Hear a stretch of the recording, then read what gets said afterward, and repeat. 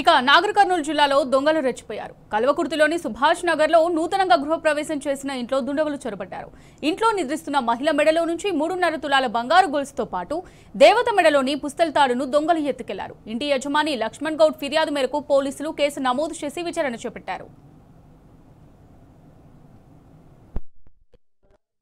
ఇట్లా పట్టి అంటనే ఉండా తెంపుకున్నాడు, ఉత్తనే ఉన్నాడు. ఎంకంగా చూసిన ముద్దలే లేదు, ఎంకంగా చూసిన పొట్టిగా ఉన్నాడు, ఇంతనే ఉన్నాడు, బక్క ఉన్నాడు, బర్బతలే ఉన్నాడు. ఒకటి చిన్నది నిన్ననే గృహప్రవేశం చేసుకున్నాము. నిన్న అంతా అలసిపోయి పనుకున్నాము.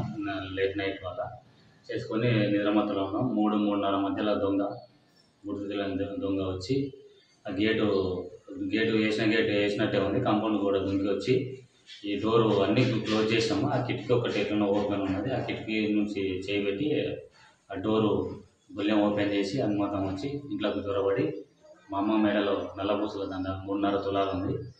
అది తెంపుకొని పోవడం జరిగింది. మేము లేచి లెవెల్లో ముట్టుకుంటుంటే మేము అందరం వచ్చేసరికి దొంగ దుంకి